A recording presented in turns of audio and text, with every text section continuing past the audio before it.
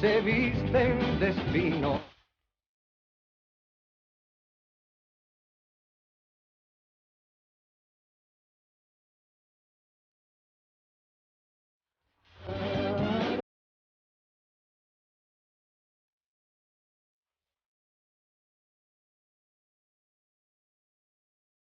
Está lejos.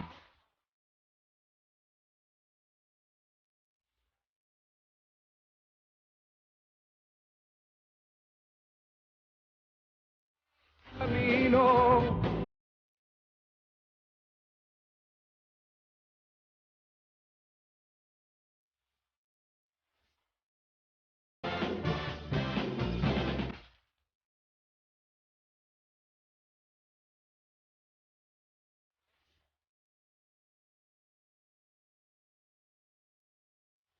Ah,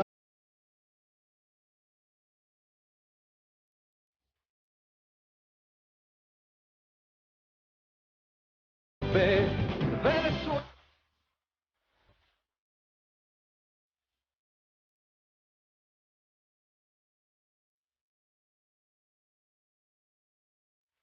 Verso.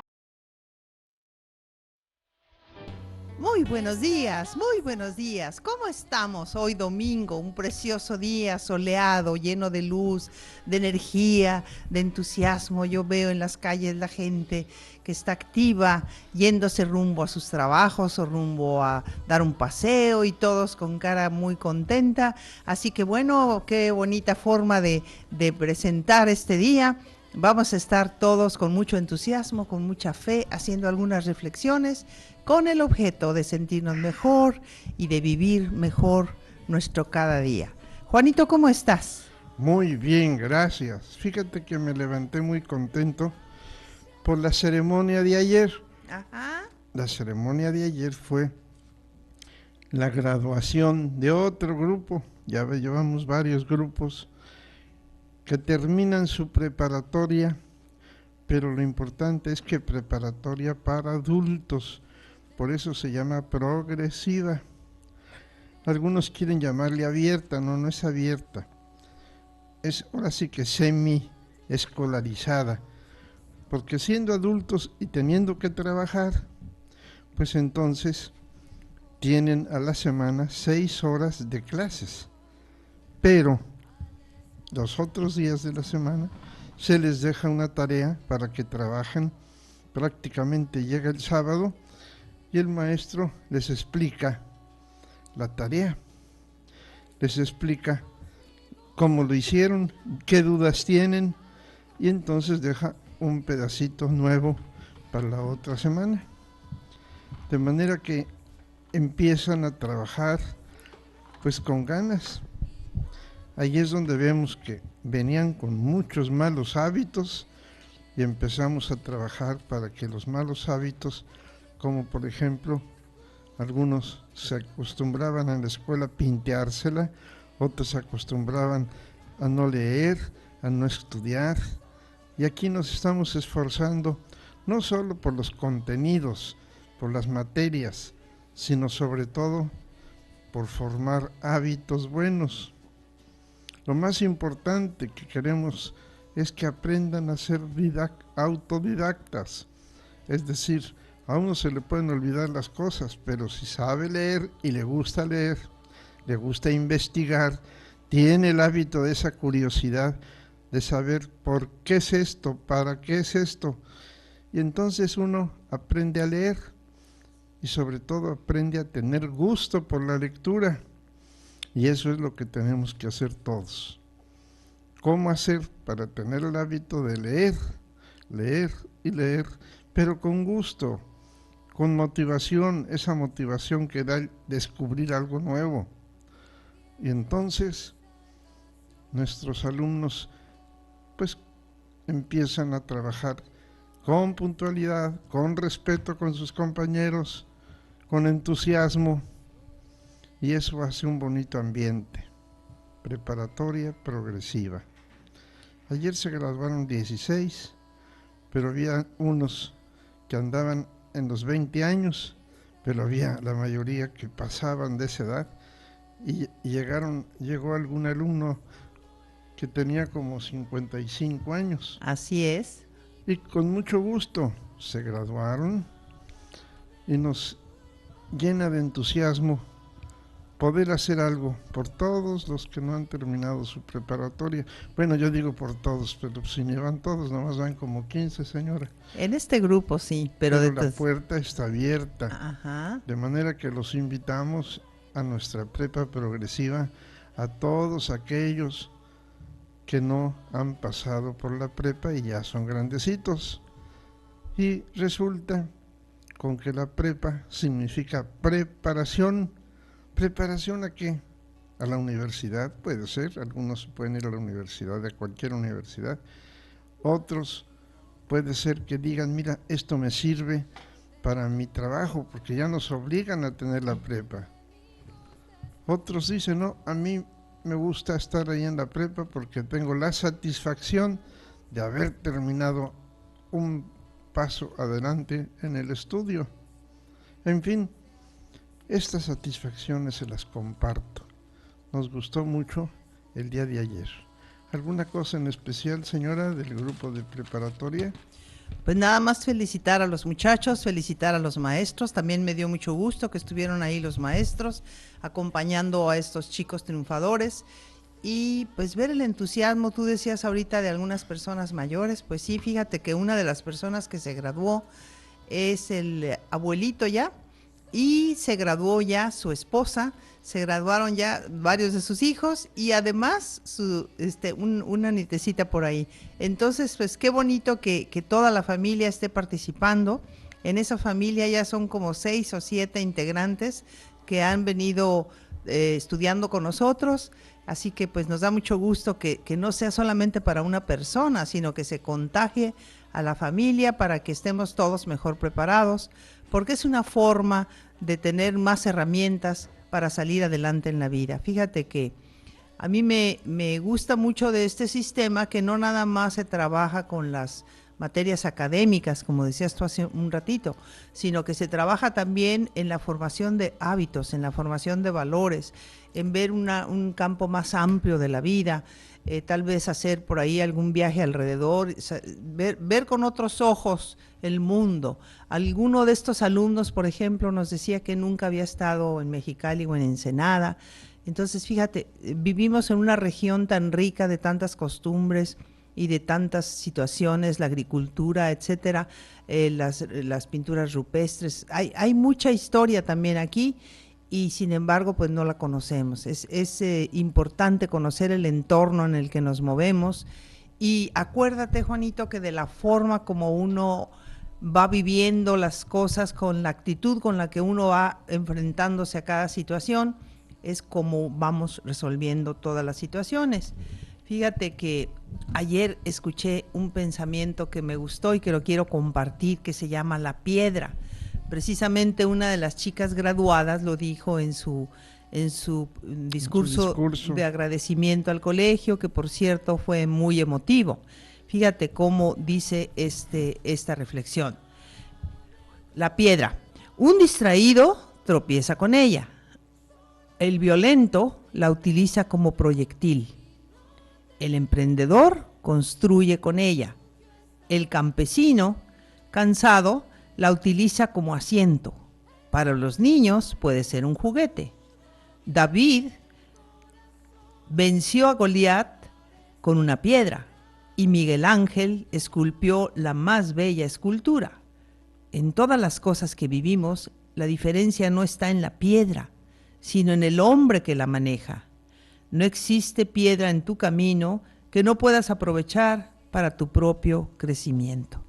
Qué bonita reflexión, ¿no? Porque fíjate qué forma de ir viendo las situaciones. Alguien lo puede ver, como dice por ahí el dicho, una piedra en el camino, un estorbo, una dificultad.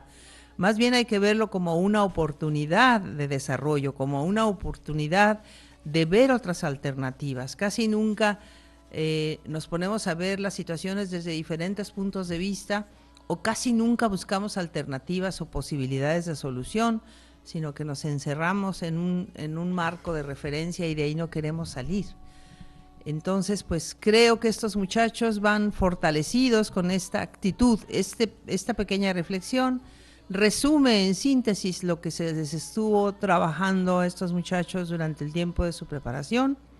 Así que pues muchas felicidades a ellos, muchas felicidades a sus familias.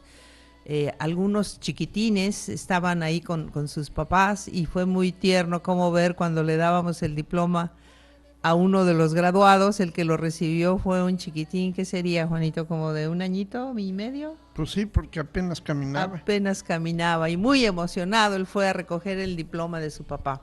Así que pues es algo que se comparte en familia, es algo que se disfruta, es enfocarse en lo positivo de la vida, es buscar alternativas, como decíamos. Así que pues la verdad sí fue una gran satisfacción escuchar a estos muchachos tan contentos y ver a sus familias acompañándolos y pues ver que se está colaborando de alguna forma con un granito de arena con esta preparatoria progresiva del Colegio Juan Bosco. Y claro que pueden entrar algunos que a lo mejor dejaron la preparatoria a la mitad y se les recibe para que se les aprueben las materias que ya hicieron y entonces se les facilita más, de manera que alguno puede terminar en 1 año o como dice el currículum de la materia en 2 años, digo de la preparatoria en 2 años. Bueno,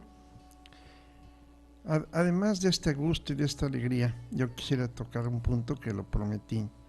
Vamos a ir viendo una que otra idea para ir conociendo las diferentes religiones que existen en el mundo. Hace 8 días hablamos de un grupo que no quieren llamarse cristianos, no quieren llamarse protestantes, no quieren llamarse católicos, pero que en el fondo están siguiendo las indicaciones de Jesús, Jesús el del Evangelio. Yo soy el camino, la verdad y la vida. Estos son los mormones, de ellos hablamos hace 8 días. Ahora yo tenía ganas de hablar de los musulmanes. ¿Y por qué de los musulmanes? Pues porque está de veras de moda el que hay un ataque terrorista aquí, hay otro ataque terrorista por otro lado, y muchas veces no sabemos, bueno, ¿qué es eso? Eso de islámicos, eso de maometanos, eso de árabes, ¿de qué se trata? Y entonces es bueno que nos asomemos tantito al mundo árabe para poder entender muchas cosas. Pues ahí tienen ustedes que los maometanos son gente que desciende de un señor que se llamó Mahoma. Ese señor Mahoma vivió por el año 630, se murió por el 630, así que él entre finales del siglo del 500, que se llama el siglo VI, y comienzos del siglo VII, fíjate nomás, hace ya, ¿cuántos años, señora? Del siglo VII al XXI, pues son 14 siglos. 1400 años más o menos, ¿verdad? Ajá. Total, 600 años después de Jesús.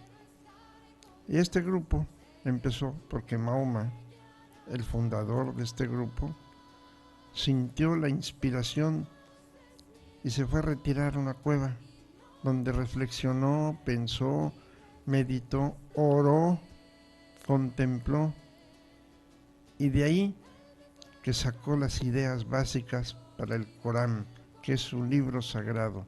Y conste que ese libro sagrado se escribió un poco después, escuchando la tradición oral. ¿Por qué? Porque Mahoma era analfabeto. Y entonces esa religión de él creció por todos lados. Unos por la buena y otros en las conquistas, pero estuvo desde luego, en los países árabes, en los países de Armenia, de Persia, de Arabia, de Egipto Norte, del África Norte, de muchos lugares, Afganistán, en fin. Ya por el año 711 llegaron a Europa, conquistaron España, y ahí empezaron. Pero ¿cómo empezó Mahoma?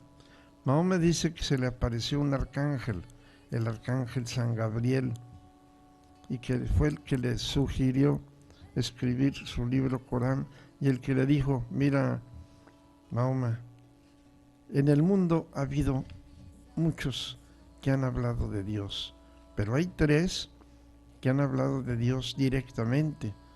Uno fue Abraham, otro fue Moisés, el otro fue Jesús. Y como él trabajaba atravesando el desierto y vendiendo cosas a un pueblo, por ejemplo, si en un pueblo no había frijoles, les llevaba costales de frijoles y los vendía, pero compraba lo que ahí vendían. No sé, si ahí vendían, por ejemplo, café, pues compraba ese café y se lo llevaba a otro pueblo. ¿Qué venden aquí? Y ellos vendían, por ejemplo, garbanzos. Bueno, pues entonces él cargaba sus animales de garbanzos y vendía ahí sus ¿qué íbamos, señora? Pues lo que sea. Y así fue en cambaseo, dando la vuelta por todas esas regiones de Arabia, hasta que se situó en uno que se llamó la Meca. Allá en la Meca se quedó y empezó a predicar su doctrina, básicamente el monoteísmo, o sea, adorar a un solo Dios. Y Mahoma tenía muy metido en la cabeza de que todos estos pueblos de lengua árabe estaban desunidos, pues eran casi beduinos en el desierto y otros en puros pueblos desunidos, que nada más se veían y se guerreaban. Y entonces él tuvo su lema: vamos a hablar de un solo Dios, un solo pueblo, y desde luego un solo profeta o principal, que era Mahoma. Y él con esas ideas fue recogiendo todos estos datos y fundó su religión, la religión musulmana o maometana. Y resulta que Mahoma se dio cuenta que ahí en la Meca, donde él empezó, nadie es profeta en su tierra. En la Meca lo empezaron a molestar, a perseguir. ¿Por qué? Porque había un templo grandote a varios dioses. Eran un pueblo idólatra. Se llamaba la Kaaba, así como la de los vinos, la Kaaba. Y Mahoma tuvo que huir y se fue a la ciudad de Medina. Allí en Medina hubo mucha gente que sí lo siguió, que sí creyó en él, sobre todo la que fue su primera esposa. Su primera esposa era una mujer de 40 años, viuda, 2 veces viuda, y él tenía 25. De todos modos, con ella procreó 6 hijos, pero luego ella muere y él empieza a hacerles caso a sus discípulos, que le decían: mira, toma varias mujeres, pero no solamente para que tengas más hijos que prediquen la religión, sino sobre todo como medida política. Si el tal pueblo tenían un gran rey o un gran cacique, pues entonces se casaba con una hija de ellos, y si veía otro pueblo y otro cacique, también se casaba con ellos, y así fue. Él tuvo una hija llamada Fátima, de ahí viene el nombre de Fátima. Claro, después, ya pasando los años y los años, había un pueblito allá en Portugal que se llamaba Fátima, y allá se apareció la Virgen, pero nada que ver con esto, nada más era el pueblito que se llamaba Fátima. ¿Por qué Fátima? Porque los árabes estuvieron allá en España, Portugal y esas zonas durante 7 siglos, 700 años, que conquistaron España. Por eso nosotros tenemos algunos vocablos, algunas palabras de origen árabe. ¿Te acuerdas de algunas, Martita? Uy, hay muchísimas. Por ejemplo, ojalá, que quiere decir quiera Dios, ojalá. Por ejemplo, almohada, azúcar, desde luego nombres de ciudades, como dices tú.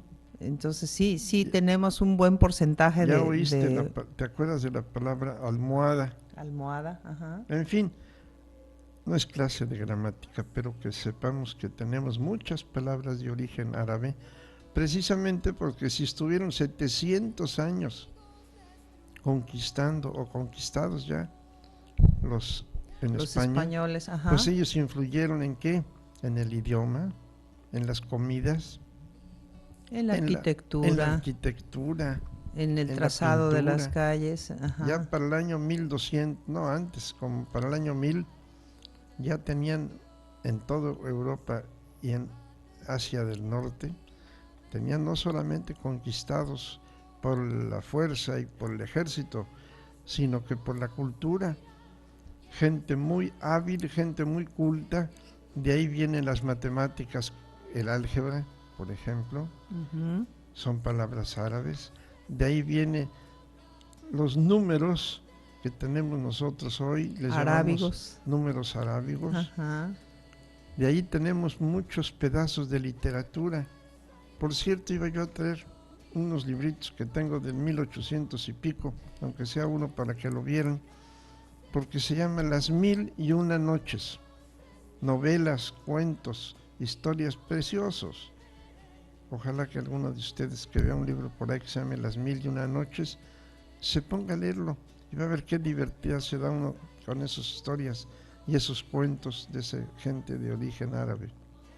En fin, fue un pueblo, hombre, en química, fueron grandiosos, en filosofía, tuvieron un grande auge, pero un día se cambiaron a poner la sede principal del mahometanismo en Damasco.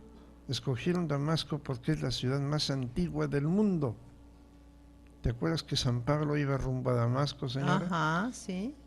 Pues como Damasco es la ciudad más antigua que se sabe, con vida, con gentes en el mundo. Pero luego se cambiaron a otro lugar que se llama Bagdad. En Bagdad hicieron de veras una belleza de ciudad, sobre todo por la cultura, porque la arquitectura, la filosofía, los cuentos, todo creció tan hermoso que había muchas bibliotecas. Luego vienen los otomanos, otomíes, porque ellos no eran salvajes, Otomanos, ajá. los del norte, que era una raza compuesta de rusos y de chinos. Ujú. Y estos llegan y los conquistan, destruyen Bagdad, a tal grado que no dejaron una biblioteca viva, las incendiaban, porque ellos eran gente analfabeta totalmente y decían, ¿para qué sirven esos libros? Y entonces las quemaron. Pero lo que más me impresiona, a lo mejor están exagerando, pero de todos modos fueron muchos. Dicen que asesinaron a 1.000.000 de personas. Nada más fíjense eso. Y así conquistaron Bagdad y la dejaron pobre, no solo económicamente, y que tuvieron que huir los árabes por todos lados, sino que la dejaron sin cultura, pobre culturalmente, pobre porque mataron a tanta gente. Por cierto que me acuerdo de que hoy sale en el periódico como ayer el general secretario de la Defensa, el general Cienfuegos, ordenó que se pusieran en una explanada que hay ahí del colegio militar.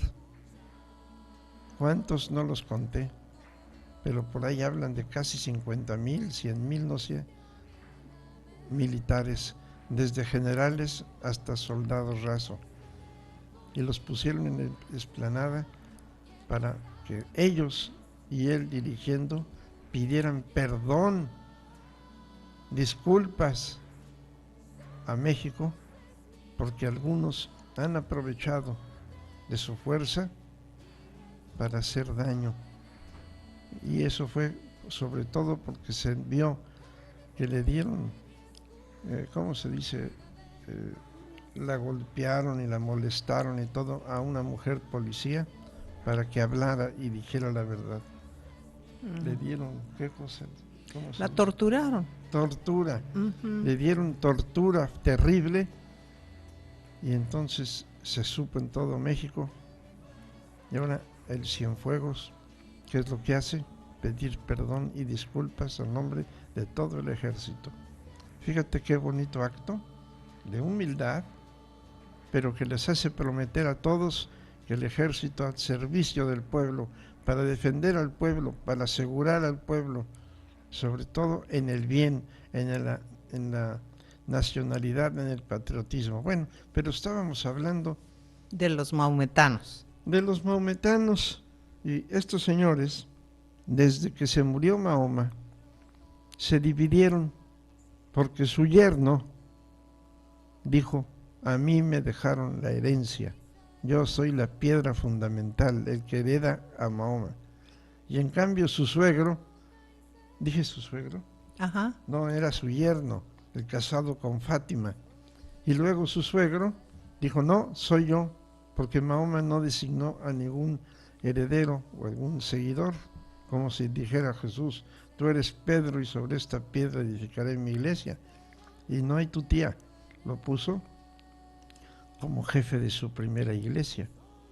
Pero ahí Mahoma no tuvo visión para escoger a alguien, y entonces cuando él muere se hacen dos grupos y ni modo, empiezan las batallas entre los dos grupos y ganan los descendientes del grupo del suegro. Así es como se dividen la primera vez estas gentes que conquistan todo el mundo prácticamente conocido en aquel tiempo. Hay muy interesante cómo se recuerda que los maometanos, los árabes, descienden del primer hijo de Abraham. Abraham tuvo una esposa, pues no esposa, sino una esclava que se llamaba Agar, y Agar tuvo un hijo que se llamó Ismael, y según las tradiciones, de ese hijo vienen los árabes, y tienen su lengua muy parecida al hebreo. Pero en fin, esa es historia, y tienen ellos muchas historias. Pues imagínense en tantos años cuántas historias existen.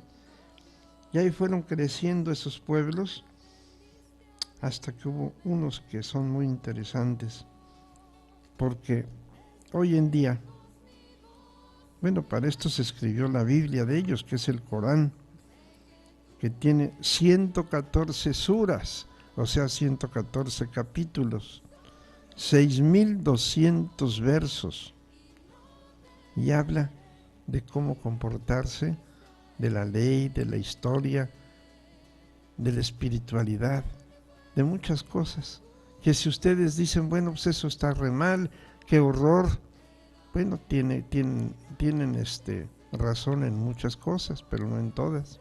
Acuérdense que hace 8 días hablábamos de una virtud que se llama la tolerancia. Quita lo malo y fíjate en lo bueno. Y de lo bueno, pues, ¿cómo no te vas a tener ganas de imitar lo bueno? Fíjate, todos los capítulos de ese Corán empiezan diciendo: oh Dios misericordioso, oh Dios compasivo, y empieza y sigue. ¿Te fijas cómo ya está hablando del Dios de la misericordia, del Dios del perdón, del Dios de la compasión? Bueno, pero ¿cómo está eso de que empiezan a hacer terrorismo? Bueno, miren, no todos los maometanos son terroristas. Lo que pasa es que entre ellos hay una división muy grande. El 90% pertenecen a un grupo y el 10% más o menos pertenecen al otro grupo, y son el grupo fanático, y hablan de la guerra santa, del yihad. ¿Qué cosa es eso? Los más cultos, la gente de veras con un poco de pensamiento, no son tan fanáticos, no tan, quito el tan. Y entonces dicen: la guerra santa es una guerra con tus mismas pasiones, con tus mismos intereses malos, y tú te vas desarrollando, tu alma se va purificando con esa guerra contra el mal en ti mismo, y le llaman la yihad interna. Y en cambio está el grupo fanático que habla de la yihad externa, y entonces ellos dicen: la guerra santa, la conquista de los demás pueblos, porque tenemos la misión de Mahoma, que es la misión de Dios, de que llegara el día en que todo mundo sea maometano, y el que no lo sea, goodbye. Por eso es la Guerra Santa, de un grupo que es totalmente terrorista, porque es maometano en el sentido de exagerado, fanático, pero no en el sentido de los otros, que desde el principio, cuando llegaron a Europa y se fijaron que había un monoteísmo, o sea, de adorar a un solo Dios, ya los respetaron, no se metieron con ellos, pero siempre hubo el grupo fanático que dijo: no vamos a parar hasta que no hagamos de todo el mundo un grupo únicamente maometano, que adoren a un solo Dios y que todos sean un solo pueblo. Bueno, eso está muy bonito, así ojalá fuera, pero no a base de matar a la gente, no a base de terrorismo, no a base de guerras, claro que no. Pues esos son los detalles más importantes. Los chiíes vienen del grupo del yerno, que se casó con la hija más pequeña de Mahoma, con Fátima.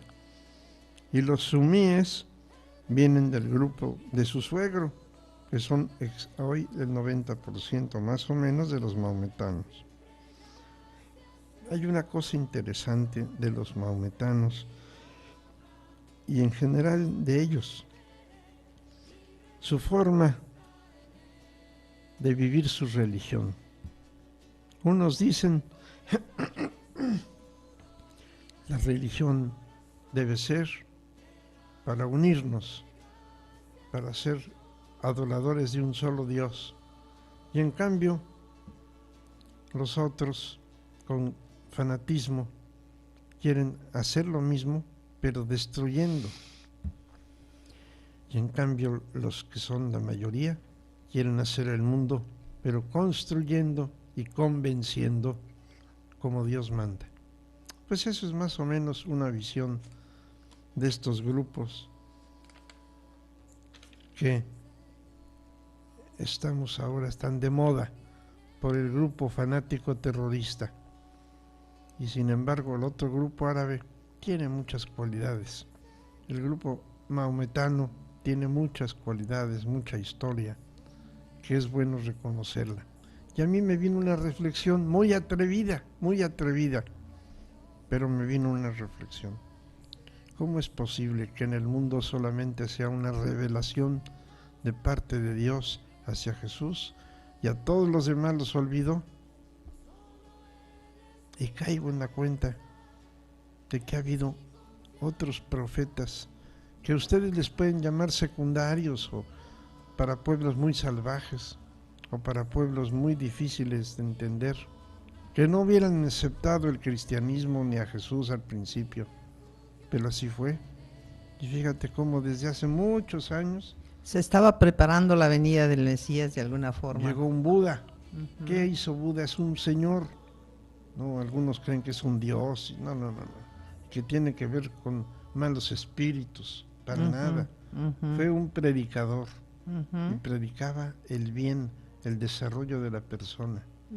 No tenía religión, más bien era una filosofía. Después viene precisamente Confucio, que es muy interesante leer a Confucio. ¿Y te acuerdas, señora, que luego sigue Mahoma? Ajá. Y así muchos.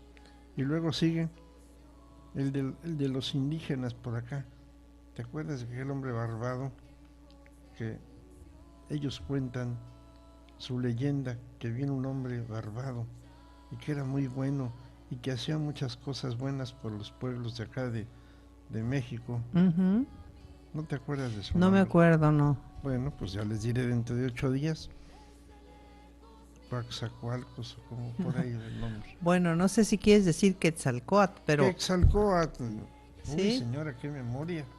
Bueno, pues Quetzalcóatl, que lo consideraban como un hombre blanco, barbado, que vino aquí, a estas tierras, a predicar la bondad, a predicar que somos hijos del Dios que ellos después le dijeron el sol. Bueno, así yo veo como que Dios tuvo también sus profetas, pues vamos a pensar, no de tanta categoría ni mucho menos que los cristianos, pero cómo Dios iba cuidando y protegiendo a esos pueblos pues semisalvajes, porque así eran. En fin, hay que estudiar, hay que ver a todo lo que ha pasado, tener interés, porque todos esos nos han hablado de bondad, nos han hablado de desarrollo de la personalidad, unos de una manera y otros de otra.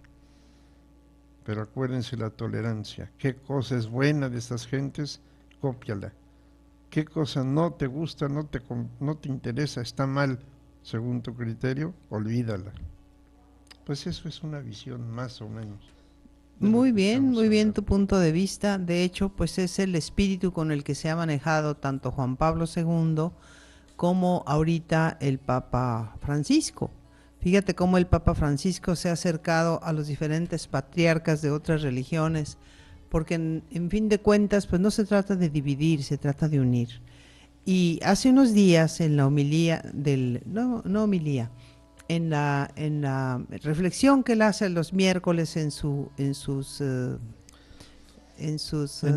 entrevistas que hace los miércoles, pero tiene un nombre, pero ahorita se me fue, para que pensemos que ser cristiano quiere decir que estamos en un camino de perfección, no que estamos perfectos. Él dice ahí, no hay cristianos perfectos, estamos en el camino. Y cuando yo escuché eso, me acordé de la reflexión que hiciste tú el otro día sobre yo soy el camino, la verdad y la vida. Pues a eso es a lo que se refiere Jesús, a que estamos en camino de perfección, estamos haciéndonos cada día, estamos madurando cada día, estamos aprendiendo cada día. Fíjate cómo cada día nos regala una serie de oportunidades de crecimiento, a veces de un niño, a veces de un desconocido, a veces de un familiar, a veces de nosotros mismos. Entonces estar siempre en esa actitud de perfección, en esa actitud de mejoramiento, en esa actitud de comprensión de la vida, no de dividir, sino de unir. Y precisamente para eso hay algunos hábitos recomendables. Por ejemplo, nosotros queremos ser una persona amorosa, una persona afable, una persona que los demás vivan en paz alrededor de ella, que quieran estar junto a ella. No sé si les ha pasado que a veces dice uno, preferiría en esta reunión platicar mejor con otra persona que con esta persona que lo único que está haciendo es quejándose o que lo único que está haciendo es criticando al vecino, etcétera. Entonces, vamos promoviendo los hábitos del amor, son 7. El primero es apoyar. ¿El primero qué dijiste? Apoyar. Apoyar. Apoyar en el buen sentido. Apoyar no quiere decir hacer las cosas en lugar del otro. Podemos apoyar a nuestros hijos indicándoles algunas cosas, pero siempre marcando que ellos son los que van a tomar la decisión y que ellos son los que van a tener después determinadas consecuencias dependiendo de su decisión. Entonces, el primero es apoyar. Apoyar en el buen sentido también quiere decir corregir de buena manera, corregir con cariño, con firmeza y al mismo tiempo con amor. Por otro lado, estimular. Si alguien se equivoca, pues decirle, inténtalo otra vez, no pasa nada. Inténtalo otra vez, estamos aprendiendo, todos estamos en camino de aprendizaje. Entonces, el primero es apoyar, el segundo es estimular a los demás. El tercero es escuchar. Fíjate, Juanito, que casi nadie sabemos escuchar.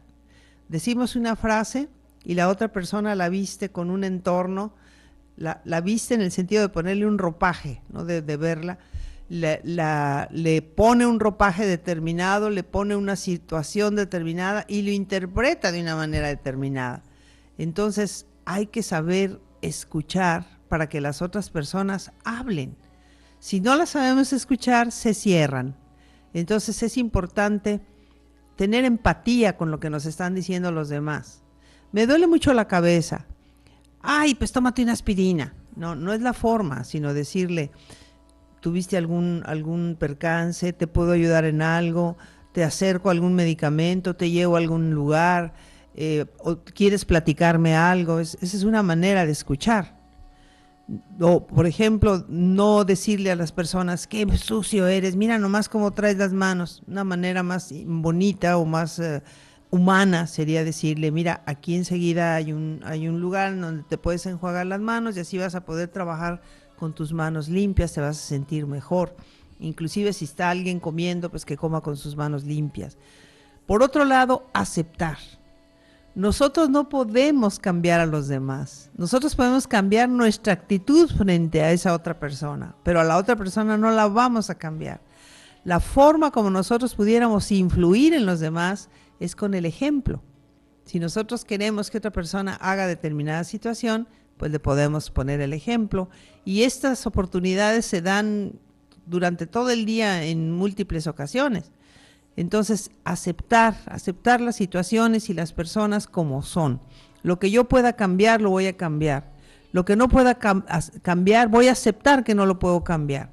Aquí lo interesante, como dijo Marco Aurelio, es reconocer la diferencia. ¿Te acuerdas aquella oración tan bonita? Señor, dame sabiduría para saber lo que debo cambiar. De San Francisco, ¿verdad? Creo que esta no es una oración para rezarla, más bien es en el sentido oración gramatical. O sea, es una reflexión de que podemos aceptar algunas cosas que no podemos cambiar y lo interesante aquí es saber la diferencia. Por otro lado, confiar. Nosotros tenemos que sentirnos confiados, por ejemplo, si vamos a que nos reparen el carro, pues estar confiados en que el mecánico lo va a hacer bien. Si vamos a pedir que nos sirvan un alimento en un restaurante, pues vamos a confiar en que el cocinero lo preparó bien. Si no tuviéramos confianza, si vamos en un avión, pues vamos a confiar en que el piloto lo va manejando bien. Si no nos manejamos en un mundo de confianza, pues siempre vamos a estar tensos y inquietos y sobresaltados. Entonces lo mejor es tener confianza. También cuando le damos el voto de confianza a alguien y le decimos, mira, te voy a encargar que hagas esto, porque yo confío en que tú lo vas a hacer de la mejor manera. Y funciona, claro que funciona. Entonces la gente se siente comprometida, la gente se siente con entusiasmo. Si estamos hablando de las personas. Y si estamos hablando de que estamos haciendo una oración, pues también tener confianza de que con esa oración vamos a obtener la mejor respuesta para nosotros. Porque a veces pedimos una cosa y en realidad necesitamos otra. Entonces vamos a confiar en que Dios nos va a dar lo que nosotros necesitamos. También es importante saber respetar las opiniones de los demás, respetar las formas de vida de los demás. Tú hablabas ahorita de que los maometanos tienen muchas cualidades positivas. Ok, pues vamos a respetar esas cualidades positivas, vamos a vivir en paz, vamos a respetar su forma de ver la vida. Nada más les vamos a pedir que también nos respeten a nosotros, ¿verdad? Y por último, conciliar las diferencias. No forzosamente vamos a pensar todos igual. Más bien al contrario, cada quien tenemos nuestro propio pensamiento. Entonces hay que conciliar diferencias y de la manera de platicarlo, de la manera de dialogarlo, es como se ve que se obtienen mejores o peores resultados. Bien, pues nada más voy a recapitular entonces. Los 7 hábitos del amor son apoyar, estimular, escuchar, aceptar, confiar, respetar y conciliar diferencias. Así que estoy segura, Juanito, y confío en que todos vamos a trabajar en estos hábitos del amor, en lugar de estarnos quejando, en lugar de estar criticando, en lugar de estarnos dificultando y en lugar de ponernos piedras en el camino, y mejor ver esa piedra como una oportunidad de crecimiento. ¿Qué te parece esta reflexión, Juan? Dentro de 8 días vas a abrir nuestro programa repitiendo esos 7 puntos que están maravillosos, porque hoy te monopolicé el tiempo, pero dentro de 8 días monopolízamelo a mí. No, porque esos 7 puntos son muy importantes. Muy buenos días. Que Dios los bendiga, que tengan una excelente semana y que recordemos que está en nosotros el mejoramiento. Muy buenos días. Hoy hasta aquí ha llegado nuestro programa. Recuerda, haz el bien y hazlo bien.